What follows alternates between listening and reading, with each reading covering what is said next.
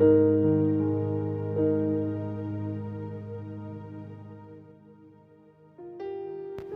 The Lord. मेरा नाम गर्वित सिंह है और आज मैं आप सबके साथ में एक वचन शेयर करना चाहता हूँ जो आज इस पैंडमिक के समय में, इस महामारी के समय में बहुत ही अति आवश्यक है। आज इस महामारी में चाहे कोई गरीब हो, अमीर हो, कोई बहुत शक्तिशाली इंसान हो और चाहे बहुत कमज़ोर इंसान हो, कोई अमीर हो, कोई गरीब हो, इस महामारी ने सबको एक लाइन में लाके खड़ा कर दिया है। कोई भी इस महामारी से बचने का उपाय नहीं है। कोई जो शक्तिशाली है वो अपनी बड़ी शक्ति के कारण इस बीमारी से बच नहीं सकता, इस महामारी से छूट नहीं सकता। जो बहुत पैसे वाले हैं वो अपने पैसों से इस बीमारी का इलाज नहीं कर सकते, क्योंकि इस बीमारी का इलाज है ही नहीं। पूरी देश दुनिया हर जगह इसकी खोज चल रही है।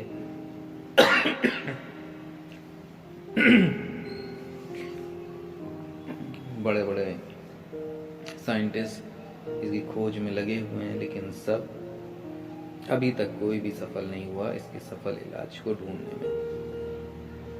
और आज ये बीमारी ने, इस महामारी ने हर एक को एक ही लाइन में लाके खड़ा कर दिया। हर कोई ढूंढ रहा है वो एक सेफ, एक प्रोटेक्टिव प्लेस जहाँ पे वो अपने प्रियजनों के साथ, अपने दोस्तों के साथ, अपने परिवार के साथ में, अपने बच्चे, अपने बूढ़े जवान जो भी उनके परिवार में हैं, उनके प्रिय लोग हैं, उनके साथ में वो एक ऐसी जगह ढूंढ रहा है जहाँ पे वो अपने आप को सुरक्षित महसूस करे, जहाँ पे उसको किसी बात का खतरा ना हो, किसी बात का भय ना हो, उसे इस महामारी का डर ना रहे।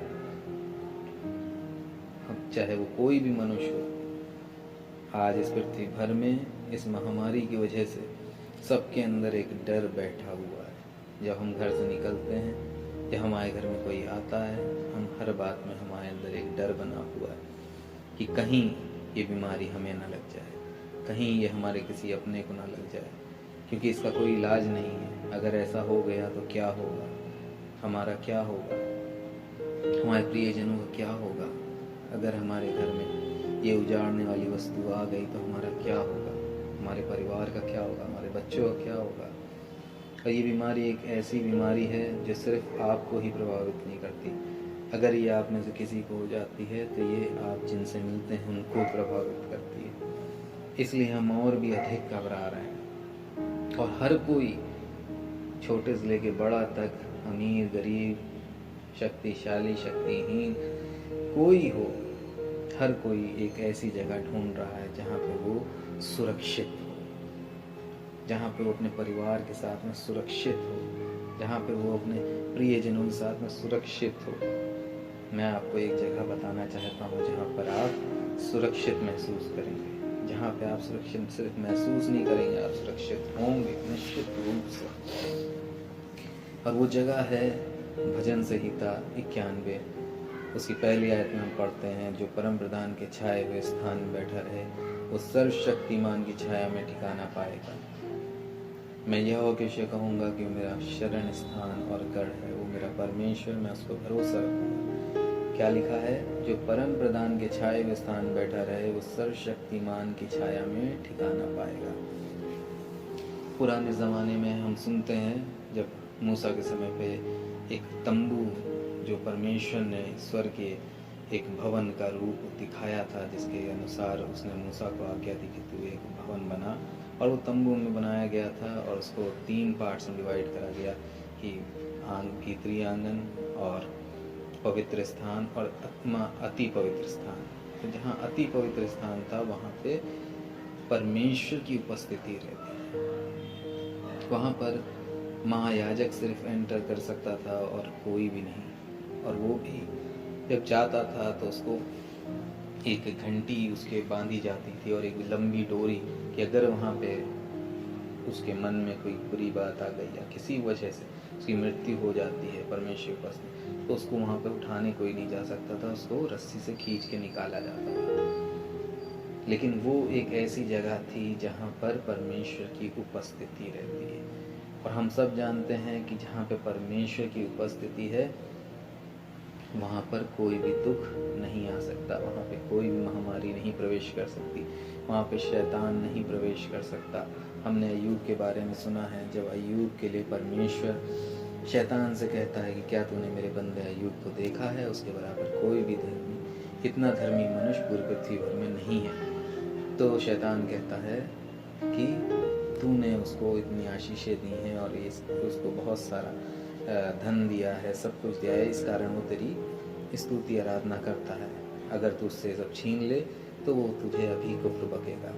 तो परमेश्वर कहता है जा मैं तुझको उसे सौंप देता हूँ, खाली उसके जिस्म को तू मत छूना, बाकी वो सब कुछ तेरे हाथों में सौंपता हूँ। और ये एक चैलेंज के रूप में था, लेकिन शैतान कहता है कि मैं कैसे उसको छूऊं, तूने तो उसके चारों ओर अपना बाड़ा बांध रखा है।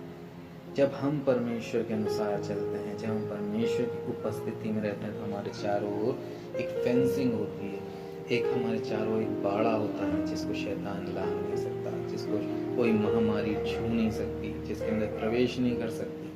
हम जहाँ कहीं जाते हैं वो प्रोटेक्टिव कवरिंग हमारे चारों ओर रहती है, हमारे प्रियजनों की रहती है, ताकि कोई भी शैतान की ताकत उस फेंस को, उस बाड़े को तोड़ ना सके।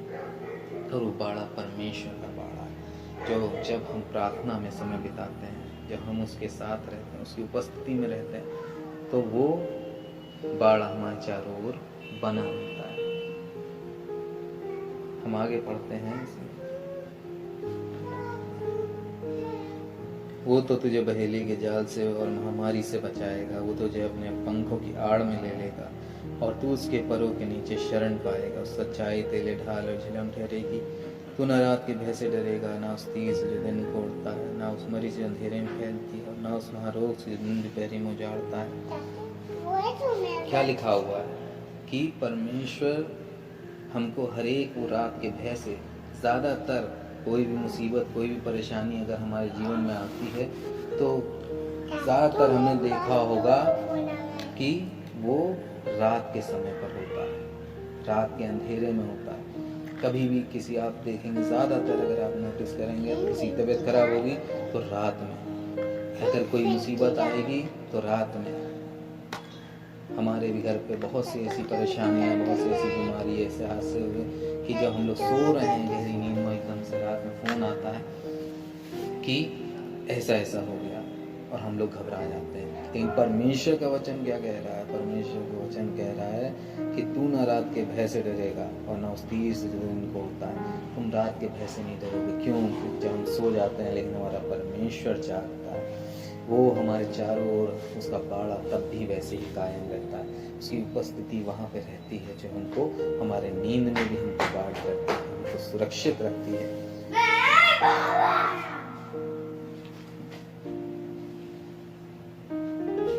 और ना उस तीर से दिन को उड़ता है, और ना उस मरी से अंधेरे में फैलती है, और ना उस महारोग से दिन दोपहरी में उजाड़ता है। जैसे आज हम देख रहे हैं इस महारोग को, इस महाबीमारी को, महामारी को, कि जो हमारे चारों ओर फैली हुई है, जो दिन दोपहरी में उजाड़ रही है। हर दिन पेपर पढ़ो, न्यूज़ में देखो, क्या है? सिर्फ मौत मौत मौत मौत, हर तरफ त्राही त्राही मचा पड़ा।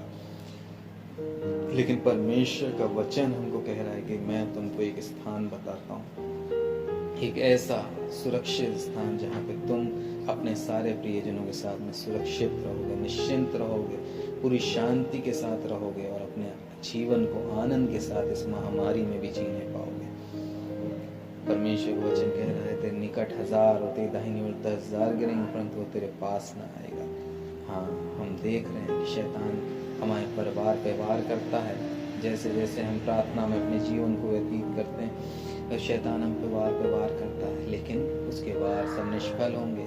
सारी बीमारियाँ, सारे महारोग, सारी उलझने, सारी दिक्कतें, सारी परेशानियाँ कोई हमारे डेरे के निकट नहीं आने पाएगी। बल्कि जो कोई हमारे विरुद्ध हानि की कल्पना करता है, जो कोई हमारे विरुद्ध प्लान्स करता है, वो हमको बिना पता चले ही वो उसके प्लान सब धराशायी हो जाएंगे, नाश हो जाएंगे, उसकी सारी कल्पनाएं नाश हो जाएंगी और हम दूर से दृष्टि करेंगे और हम अपने जितने भी हमारे विपरीत हैं, जितने भी हमारे दुश्मन हैं, शैतान के जितने भी चाल हैं उनको दूर से ही धराशाही देखेंगे। हम उसके सारे जलते तीरों को बुझा हुआ देखेंगे, टूटा हुआ देखेंगे, उसके सारे कार्यों को बिगड़ा हुआ देखेंगे, लेकिन वो हमारे नज़दीक नहीं आने पाएगा। हे यहोवा, तू मेरा शरण स्थान ठहरा है, तूने जो परमप्रधान को अपना धाम मान लिया है, इसलिए कोई विपत्ति तुझ पर ना पड़ेगी, ना कोई दुख तेरे डेरे के निकट आएगा।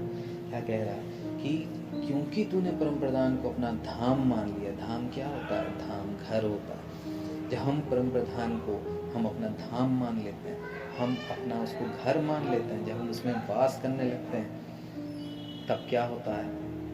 तब ये सब वायदे हमारे जीवन में पूरे होते हैं कि कोई विपत्ति तुझ पर ना पड़ेगी, ना कोई दुख तेरे डेरे के निकट आएगा। मैं आपको बता दूं कि ये जो परम प्रधान का छाया हुआ स्थान है, जब हम पुराने ज़माने में हमने मूसा के बारे में पढ़ा तो हमें मालूम था कि वो एक छाया हुआ स्थान कहाँ पे है। जो परमेश्वर ने मूसा को बताया था, वो तंबू का स्थान उसने बनाया था, हमें मालूम था ये स्थान है, तो हम दौड़ के वहाँ जा सकते थे, वहाँ पे छिप सकते थे, वहाँ बने रह सकते थे। लेकिन आज तो हमारे पास में कोई तंबू नहीं। आज हम कहाँ जाएं, कहाँ पे जाके शरण लें? क्या चर्चेज में? क्या परमेश्वर बिल्डिंग्स में रहता है? क्या चर्च बिल्डिंग्स में है? क्या आप कह सकते हैं कि आप वहाँ पे सुरक्षित हैं? क्या पास्टर्स इससे सुरक्षित हैं, इस बीमारी से, जो परमेश्वर के भवन में रहते हैं? या परमेश्वर के भवन में कार्य करने वाले लोग सुरक्षित हैं? या जो लोग हर संडे चर्च जाते हैं, क्या वो सुरक्षित हैं? क्या क्रिश्चियंस मर नहीं रहे हैं इस महामारी से? नहीं, बिल्डिंग्स हमको नहीं बचा सकती। परमेश्वर हमको बताना चाहता है कि वो परम प्रधान का छाया हुआ स्थान प्रार्थना है। प्रार्थना है जहाँ हम अपने घुटनों पे आकर के परमेश्वर की उपस्थिति में बैठते हैं। वही है परम प्रधान का छाया हुआ स्थान, वही है सर्वशक्तिमान की छाया में ठिकाना पाना। जब हम प्रार्थना में उसके पास आते हैं, अपने घुटनों पे उसके सामने बैठते हैं, उस स्थान को कहा जाता है परम प्रधान का छाया हुआ स्थान। वो स्थान है जहाँ पे सर्वशक्तिमान की छाया ठिकाना पाती है, जहाँ पे हम सुरक्षित रहते हैं, जहाँ पे हमको इस बात का निश्चय है कि हम सुरक्षित हैं, हमारे प्रिय जन सुरक्षित हैं, क्योंकि उसके पवित्र स्थान में हम बैठे हुए हैं, हम उसके हाथों में सुरक्षित हैं। और जब हम उस प्रार्थना के स्थान में बने रहते हैं, वो उसको अपने घर की तरीके बना लेते हैं और उसमें आया जाया करते हैं, पूरे समय उसमें बने रहते हैं,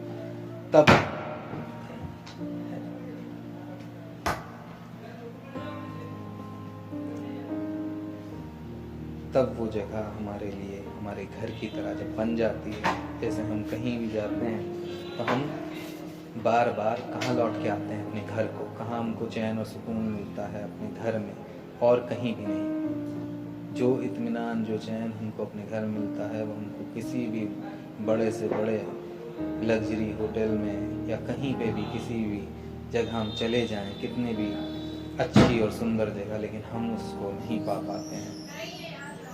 हमको वो सुकून, वो आनंद हमको अपने घर में ही प्राप्त होता, वो शांति हमको अपने घर में ही प्राप्त होती, और हम अपना अधिक से अधिक समय अपने घर में व्यतीत करते हैं। जब कोई हमसे पूछता आप कहाँ रहते हैं, हम कहते हैं, हम अपने घर का एड्रेस बताते हैं कि हम यहाँ रहते हैं। हम ऑफिस में हम बहुत सारा समय अपना व्यतीत करते हैं, हम बहुत सारी जगहों पे जाते हैं, लेकिन जब हमसे कोई पूछता है कि आप कहाँ रहते हैं, तो हमारा एड्रेस होता है हम यहाँ रहते हैं। वैसे ही जब इस प्रकार से हमारा एड्रेस यीशु मसीह की उपस्थिति बन जाती है, प्रार्थना बन जाती है कि वो मनुष्य कौन है? वो मनुष्य प्रार्थना का मनुष्य है।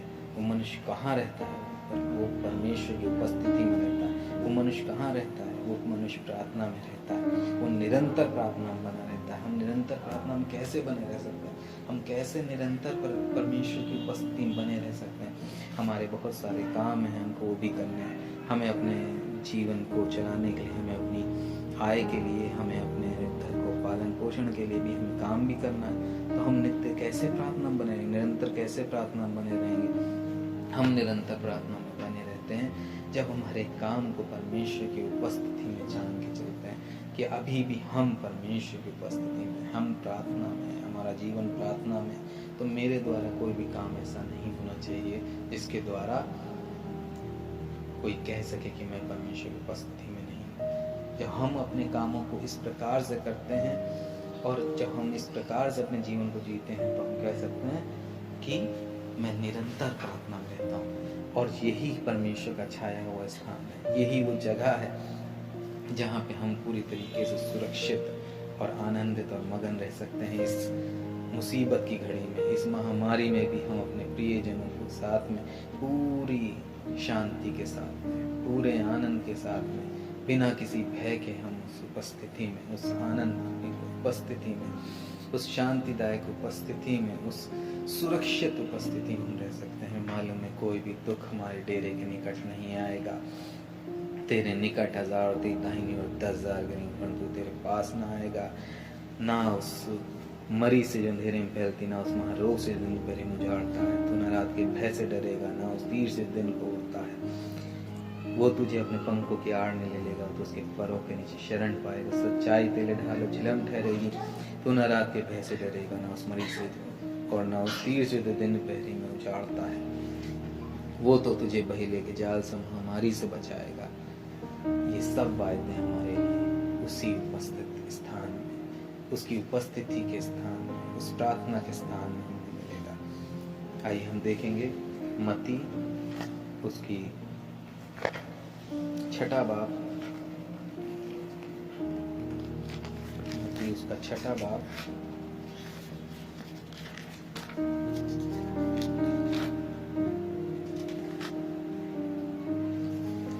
उसकी 5वीं आयत से पढ़ेंगे। और जब तू प्रार्थना करे तो कपटियों के समान ना हो, क्योंकि लोगों को दिखाने के लिए सभाओं में और सड़कों की मोड़ों पर खड़े होकर प्रार्थना करना उनको अच्छा लगता है।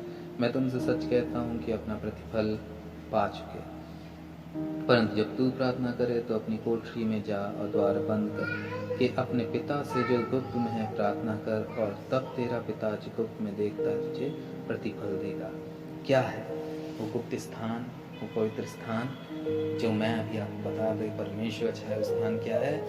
प्रार्थना, जहाँ पे परमेश्वर की उपस्थिति मिलती है। परंतु जब तू प्रार्थना करे तो अपनी कोठरी में जा और द्वार बंद करके अपने पिता से जो गुप्त में है प्रार्थना कर, क्योंकि जहाँ पे हम प्रार्थना करते हैं वही स्थान है परम प्रधान का छाया हुआ स्थान।